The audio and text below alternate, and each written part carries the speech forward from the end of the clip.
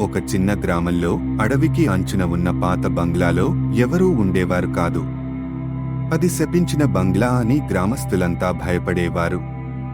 కాని ఒకరోజు అరవింద్ అనే యువకుడు ఆ బంగ్లాను పరిశీలించడానికి వెళ్ళాడు. మొదట్లో ఎలాంటి వింత కనిపించలేదు. కాని రాత్రి 12 గంటల తర్వాత తలుపులు తానే తెరుచుకుంటూ మూసుకుపోతూ మొదలయ్యాయి. గోడలపై రక్తపు చెరరాసులు కనిపించాయి. ఒక కిటికీ వద్ద ఓ వృద్ధురాలి ఆకారం కనిపించింది. కనపడిన క్షణంలో మాయమైంది. అరవింద్ ఆ భవనాన్ని వదిలిపెట్టి పరుగెత్తాడు. కానీ అతను బయటికి రావడం కోసం తలుపు తెరిచిన ప్రతిసారి అతను మళ్లీ అదే గదిలోకి తిరిగి వచ్చేవాడు. అతనికి అర్థమయ్యేలోపు ఆ వృద్ధురాలి ఆత్మ అతన్ని పట్టువేసింది.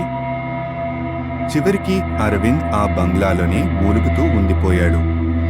ఇప్పుడు ఎవరు ఆ బంగ్లా వైపు వెళ్లినా అరవింద్ గళం వినిపిస్తుందని గ్రామస్థులు చెబుతారు. ఎవరైనా వెళ్లితే తిరిగి ఎప్పుడూ రారు.